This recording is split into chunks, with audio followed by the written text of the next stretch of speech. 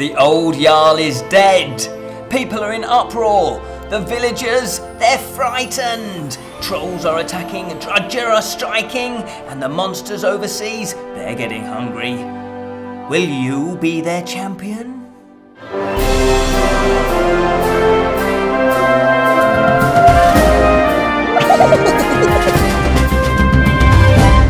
Hello and welcome to the Friday Fantasy Show from the Bottled Imp, exploring the realms of fantasy. My name is Ken Boyter and today we're going to be looking at Champions of Midgard. It is a game designed by Ole Steiness and it's by Grey Fox Games. Now if you like your Viking games and you like your worker placement games, well then this seems to be the perfect match. It is your typical worker game where you're putting your workers in, you're getting resources and then you're converting them to victory points. But there's a bit of combat thrown in for good measure. Let's take a look. Champions of Midgard. Well, my fellow imps, what's in the box? What do you get? Well, as you can see, you get shed loads all stuffed into this box. It's packed. There's cards, there's tokens, there's meeples, there's dice, there's cubes, there's... Of course, there's Vikings as well, because it's all about Vikings. That is the theme. Your village is basically, the Jarl's dead. What's going on? Who's going to protect the village? Who's going to get the resources? Who's managing this village? Well, that's where you step in. Let's go through the components then. You get this big board. It's full colour, as you can see. I don't know why I said that. You can already see it. This is just in random order. You get the coins. This is obviously the money that you're going to be spending. You get these favour tokens. You get blame tokens. You also get dice, and these are going to be your warriors. So you've got the swords. I'll just show you that there. You also get the spear warriors, and you get the axe warriors. You get food, which is represented by these red cubes. You also get wood. Insert joke there, which is these brown cubes here. Plus, you'll be getting a starting player marker, obviously to denote who's going first. And there are 5 of these leaderboards that you'll be using. And although there are 5, this game is actually a 2 to 4 player. So there's going to be one if you're playing 4 player, obviously, that won't get used. But these are going to be selected at the start of the game. You get wound tokens to place on any wounded creature that you are in combat with. And where else should we go? Oh, yes, you get these long ships. And that one's a private one. And you also get public ones, but I'll explain all about private and public as we go on. You also get these destiny cards, and I'm sure there's a song about destiny, isn't there? And you also get these rune cards, and again these are like little special abilities. And you get your meeples. Everybody gets a little selection of meeples, and these are going to be your workers. Plus you get these what they call their journey cards. That's what they're called, as you've got a ship on the back. And these are various perils that you'll come across when you're off on your journeys. And then you get, so let's go through the monsters then. So here you get the troll cards. And also you get drudgers, if that's how you pronounce them. I remember drudgers from Skyrim, and they were scary folk. That's the Drudger cards. And you also get monsters. They're just kind of monsters. You don't quite know what they're going to be. And they live overseas. And looking around here, there's also the merchant ships. And these are ships that have come far away to your little port village to bring in goods for you to buy. And you get these, which are the sort of market huts. These are the permanent huts that are going to be there, and there are 2 different types. There's economic ones, which will generate glory and money, and also you get military ones, which are obviously what you're going to need in order to go off and fight the monsters. Have I missed anything else out? Probably, but let's crack on because this is going to be quite a heavy-ish game. So the object of the game is, like a lot of worker placement games, it's to gain the most victory points, or in this case, glory points. And you do that by placing your workers and then getting various resources and then going off, converting those resources, hopefully, into warrior dice for you then to go and fight the monsters to gain glory points, victory points. And that's not the only way. There are other ways, so you might gain them by using the rune cards or some of the destiny cards as well. So there are in-game scoring as you go along. And also there's end of game scoring. Obviously you score them at the end. So you might have a collection of trolls, for example, and if you're the one that has the most, you may get some victory points for it. So how does it play? Well, it's played over 8 rounds, and what you do is, it said the person that goes first, the starting player for the first round, is the one that actually gained glory in a battle last. So obviously, I'm not quite sure if they mean that in real life, but you know, if you're a real life Viking and you have gained some glory in battle, well then yes, you will be going first. And what that means is you will get the starting player token, and you will also get the choice of any of the cards, any of the actual warriors to choose from. Now they are pretty much the same, apart from there is a special ability on each one. And this one, for example, says, I'll just read this here, hit results on white sword dice do 1 additional damage in hunting or combat. So that's going to be quite handy. It beefs up your attack. And they each have their unique special ability. So the first player will pick one, and when they've selected one, they'll obviously put it next to them. And that is where you will have all your dice, all your warriors will go onto these little areas here. Plus, what you will also get at the start of the game, you'll get 1 gold, everybody gets a gold, everybody gets a favour token, everybody gets 3 of their meeples, and there are variations if it's a 2, 3 or 4 player about how many meeples you get or how many workers you get. And you will each get a wood, and you will each get a food. Plus, what you do then is that is all of your equipment that you start off with. Apart from, you also get another meeple, another worker, that goes to the supply hut. And we'll talk about that a little bit later. So once everybody has done that, so counterclockwise, the next person counterclockwise would actually then pick their hero, their clan, and then you do that until everybody has a clan. And obviously, being the first player, you will go first. This is how a round works. What will happen is you will take one of your workers and you will simply place it, as a worker placement game indicates, into one of the areas. Now, they have done a handy little guide here, which I think is really cool. At the bottom of this guide, as you can see, the circle denotes where you can place your worker. And if there's only one of those circles, then you can only one person can place their worker there. If there are multiple, that means obviously multiple people can go there. And the areas are indicated in different colours. So as it says, if it's brown, that's instant. If it's red, that's combat. And if it's blue, it's instant and stackable. So what that means is, if it's brown, you will place your worker on somewhere that's got the brown background to the title.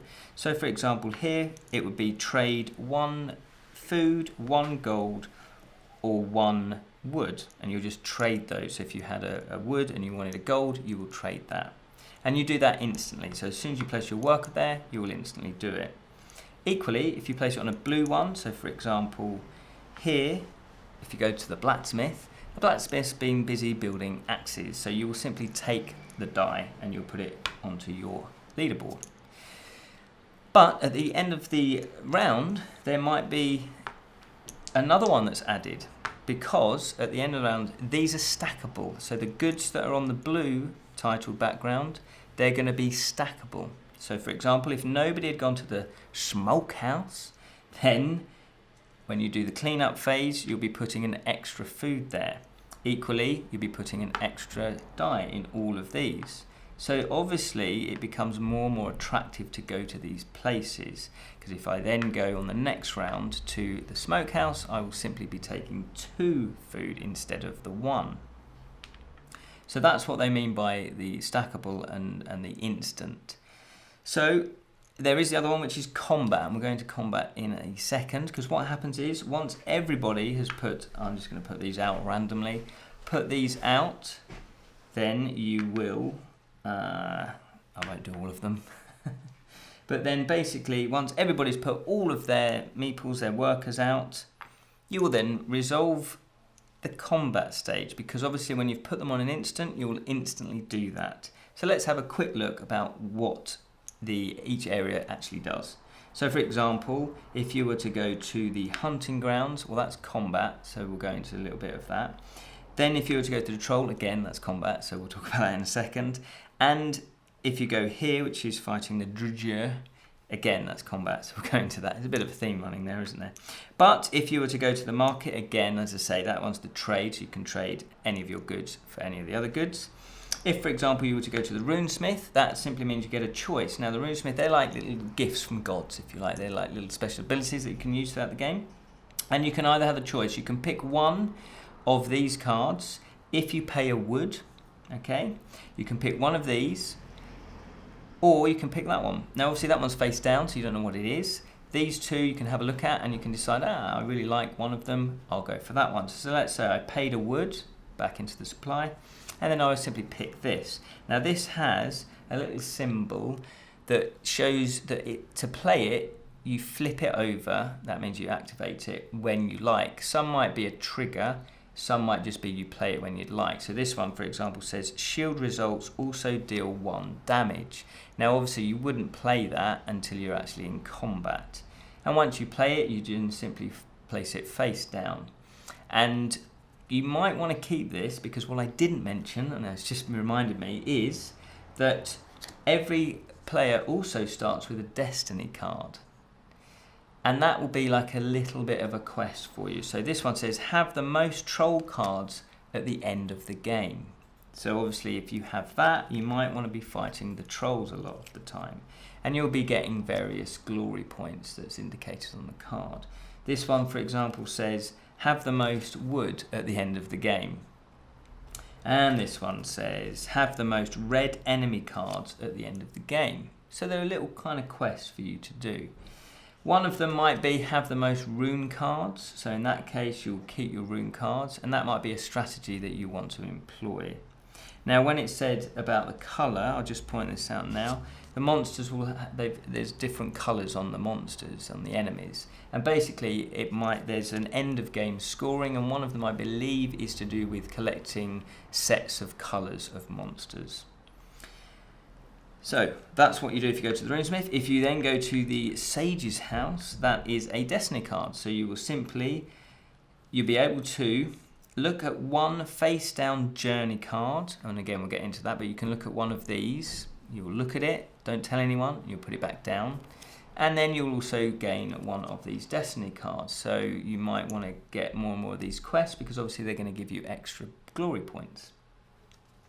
If you were to go here, for example, at the Stave Church, that means you're basically paying money to gain the favour tokens, and the favour tokens, that simply means that you can pay a favour token to roll some or all of your dice when in combat.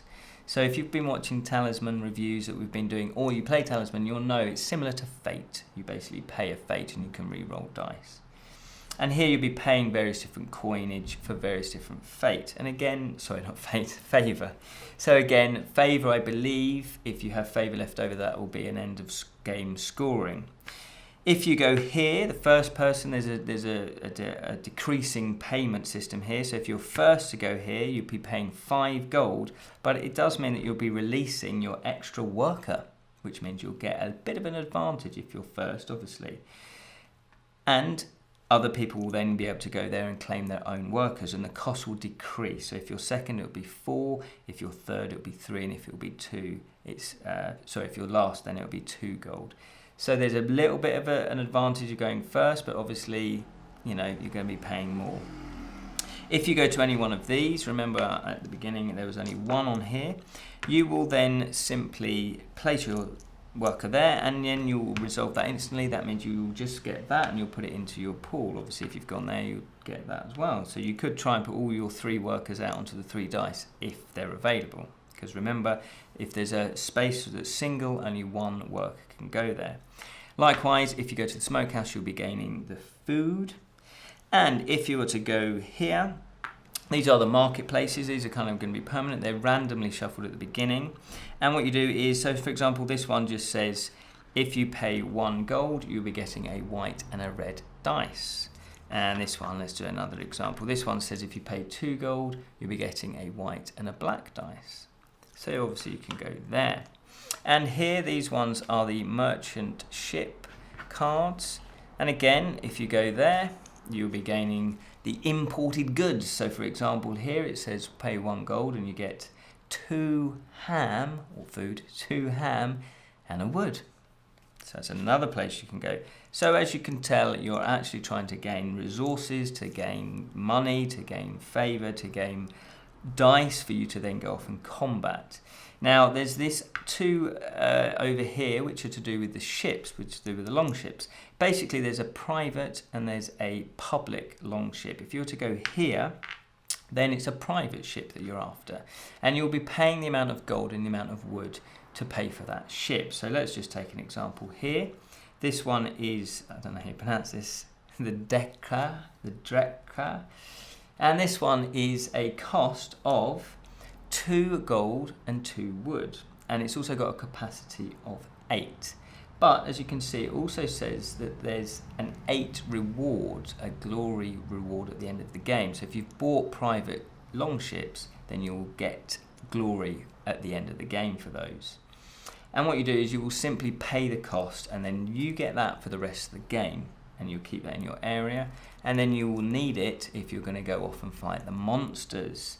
So that's the private ones. Now there are public ones. So if you were to go here, then what you do is, this one is free. As you can see, there's no little symbols on there. So that one's totally free, and it has a capacity of 5, and we'll talk about capacity in a second. Then this one here, this one you pay 1 gold, and it's got a capacity of 10. So obviously you need to place your little meeple, your little worker on whichever one that you would like. So let's say that you've gone for this one here, and you've paid a gold. And this is where you will be coming into combat. Now I'm going to go through combat, so I'm not going to do the longships just yet because that's a little bit more complicated. But I'm going to go here. Remember, somebody might have gone off to fight the troll. Oh yes. Now, with fighting, with combat, it's pretty simple. You'll be assigning dice. So after you've resolved, everyone's run out of their meeples and they've put there and they've gained the resources that they needed, then you'll be assigning your dice or your warriors to any combat situation. So for example, if you're doing the hunting ground, you will be assigning dice, and it says here that you'll be rolling dice to gain food.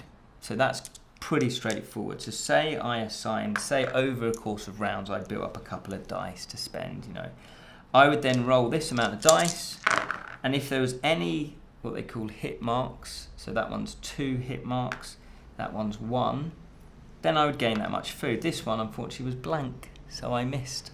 So I'd get 3 cubes of food. It's as simple as that. Now you can have up to a maximum dice to roll. And then that's that resolved. And there are multiple people that can go here. So there might be 3 or 4 people that are all hunting. If though you've gone to fight the troll, obviously you can do both, you can fight the troll. Now the way combat happens is you will take a look at their damage points, which here is indicated by red and a little fist symbol, and this one, it happens to be a 2, and over here there is a number 1 and a shield symbol, and that's the blue, and that's the defense. So it's relatively easy. Obviously you got damage, you got defense. Now you need to roll dice equal to or more if you get the hit points. So for example, if I've assigned 2 dice to that one, I will then roll the dice, and I got blanks. So if it's blanks, then obviously I didn't do any damage to it at all, and it survives. But combat happens simultaneously, so it will be dealing me damage at the same time as I'm dealing it damage. So in this case, it's got 2 damage to deal to me. Now I rolled 2 blanks. Now what that means is I didn't roll a shield, which means I didn't block any of his attack, and therefore I lose my dice, I lose my warriors, they're dead, and they go back to the supply. If, however, I had rolled 2 shields, then it would have been a bit of a standoff. So if I'd rolled 2 shields, then obviously I would have blocked both of his damage. If I had rolled a spear or a sword, but it's 1 attack and then 1 shield, then this is how it would have worked out. 1 shield would have blocked 1 bit of damage, but 1 damage would have got through to me. So I would have to lose the dice, because obviously I took 1 damage. But because it's happening at the same time, that also dealt damage to him, and his defense on this particular card happens to be 1. So that's a critical hit. He is now dead. If, for example, he had more shields, had more defense, then you would keep rolling until either you have run out of dice, you've run out of warriors, or he has actually finally taken the critical blow. And they've got these little wound tokens that you can then add. Obviously, if combat goes more than 1 round, you can start adding them so you can keep track of actually how many wounds they've taken. But let's say you've defeated the troll, hurrah, or any of the creatures here, then you will be taking the card as a reward. And there's a little glory marker there which will tell you how much glory you receive, and then you will instantly do that. You'll move that up however many it tells you to. Plus with the troll, you will be able to, you also get a wood as well, haha. So you get wood if you defeat a troll. I don't know why, maybe they're carpenters and you've broken into their workshop. Then what you do is you'll be able to, you don't have to do this, or you might not be able to do this, but if you have a blame token, you'll be able to give that to another player. Now blame tokens, as we're on to the subject, blame tokens, you get them if nobody has fought the troll. At the end of the round, when you do the cleanup section, nobody's fought the troll, each player gets a blame token. And the reason why they get a blame token is because the troll's attacking the actual village, and the workers, the villagers, they're worried. You're meant to be combating them. Nobody bothered to even attack the troll, so they're blaming you for the destruction. And what that means is blame tokens at the end of the game, you lose glory points. So the more blame tokens you have, the more glory points you lose. So it's quite a good idea to keep an eye on the trolls and go for trolls, because you will also be able to get rid of blame tokens onto another player. So that's very, very handy. And again, remember, you might have a destiny card that says collect. You know, you're the one that has the most trolls at the end of the game. So they're worth keeping. So if you defeat it, you claim your rewards. In this case, it's 4 glory points and a wood. And you also get the card as well. And you will put that next to your little player board.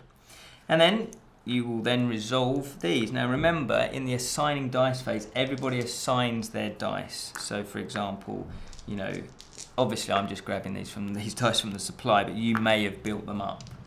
Well, you hopefully will have built them up over the course of the game. So let's say that these two have assigned there. You will do exactly the same as I've just shown you there with the troll. Now the theme of this one is that these ones are actually attacking other villagers, and they've called upon you. You're like mercenaries. So normally the rewards are actually going to be gold. So once you've assigned your dice, everybody assigns at the same time, you will then do the combat in this order. So you do the troll, then you do the drudger. And again, if you win, you'll simply take your reward. So in this case, it's 3 glory points and 1 gold. So you'll obviously move up the track and you'll take your gold. Now, there's also a little symbol on here at the bottom, and this one, there's nothing there.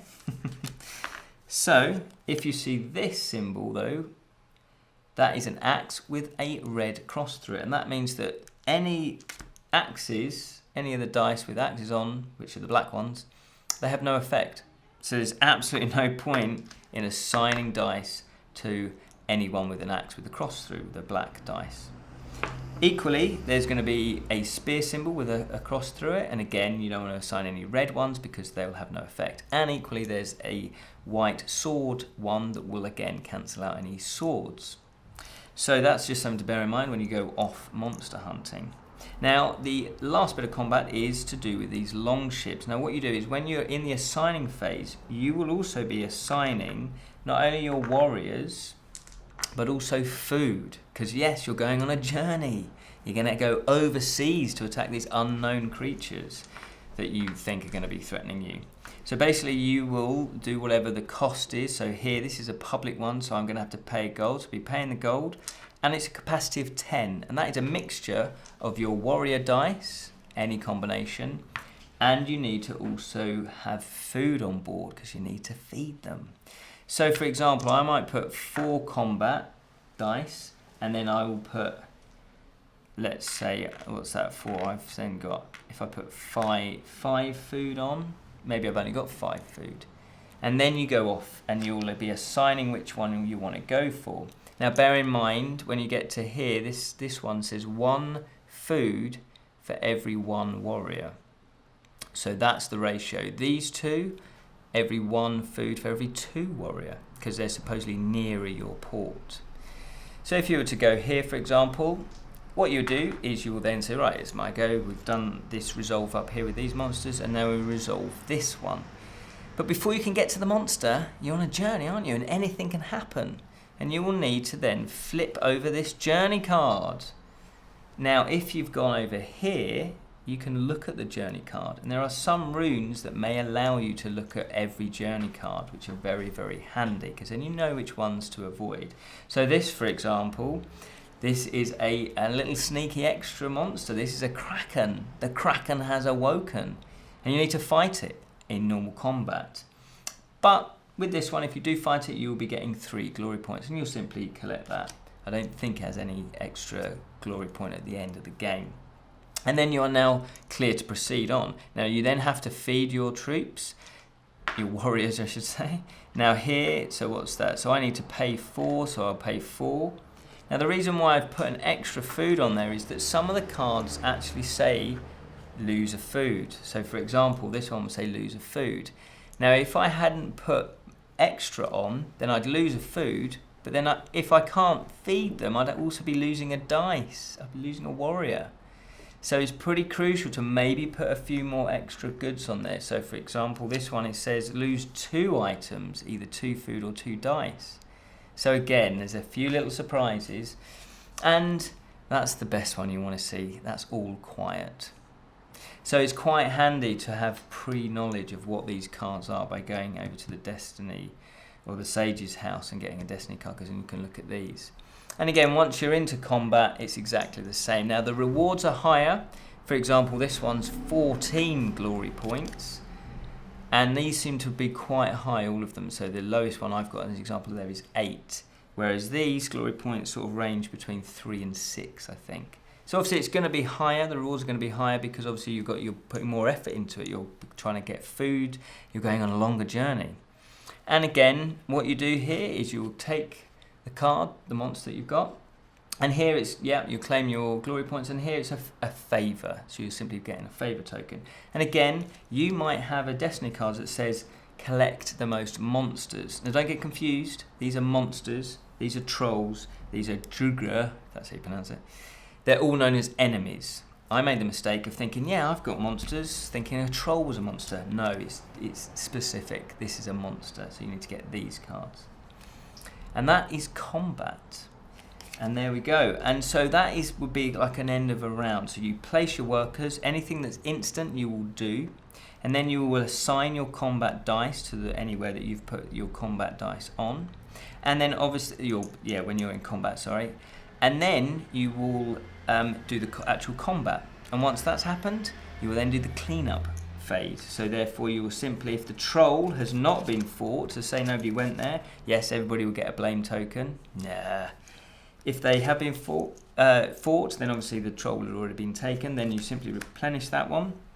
Any Drugr that have not been fought, so say nobody went there and fought them, there's no penalty, but they simply get discarded. And then you will also need to replenish any monsters that were beaten here. And then any monsters that survived, you put a gold on, because that makes them even more enticing.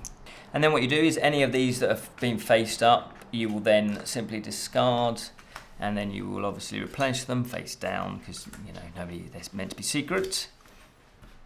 And obviously you will take back any of your dice that survived. Obviously some dice might not have survived. You'll take back all of your workers, not from the hut though, they're your extra supplies.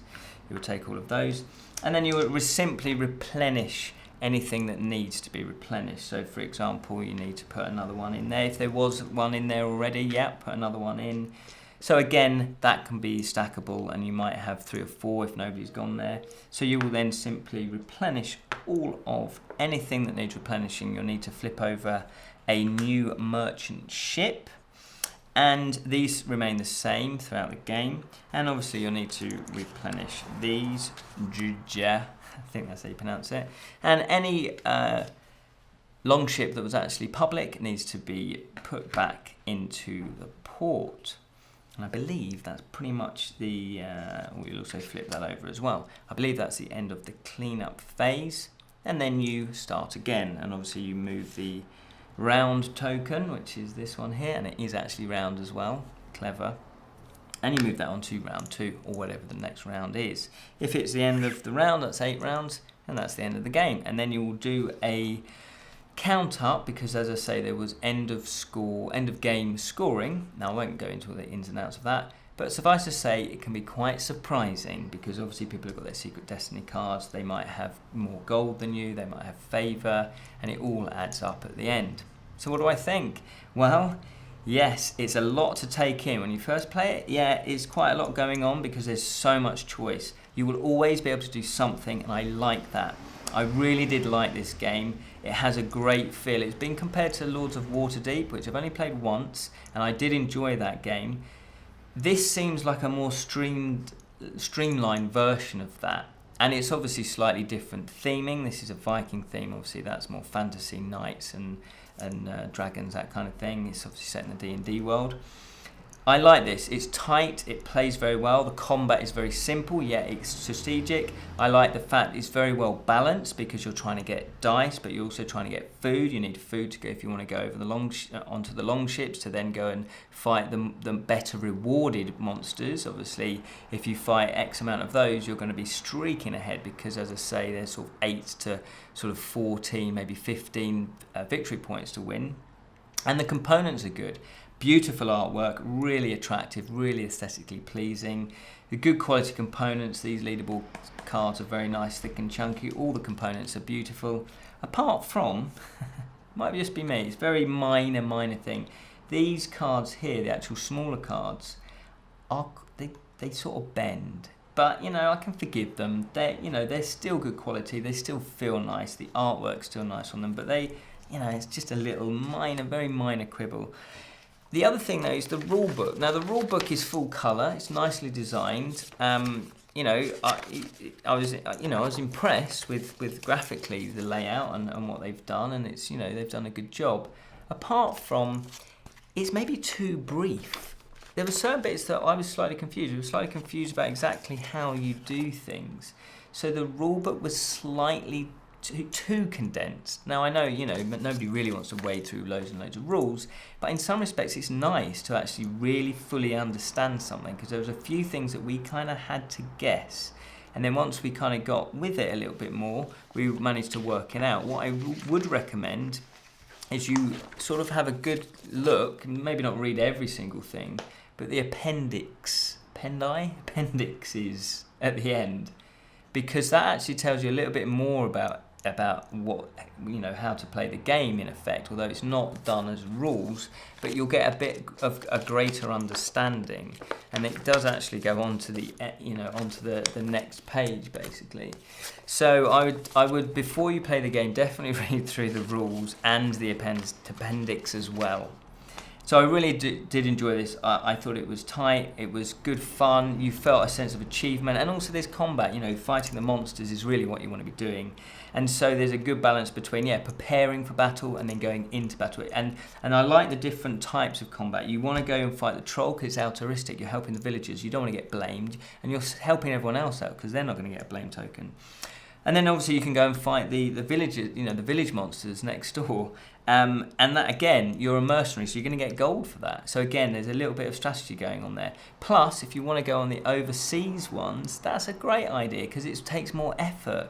And then there's an encounter along the way, and that's great, the journey cards. So again, it really feels like you're struggling, that this isn't easy, and that hey, the gods have descended upon us.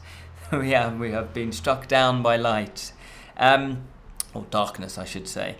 And so I really, really enjoyed that aspect. It did make you feel like you were going overseas. There was a struggle. It was an effort to get the rewards. So I would thoroughly, thoroughly recommend this. That's Champions of Midgard. Champions of Midgard.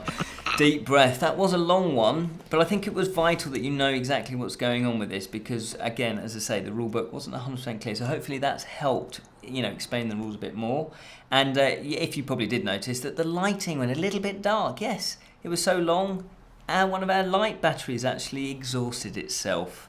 There we go, technology, huh? Well, I hope you've enjoyed that, and we have many other reviews, board game reviews, but not only board game reviews, we also do film reviews and fantasy book reviews as well. So remember to spread the word of the Bottled Imp, and remember, fellow imps, keep it unreal, especially if you're a Viking.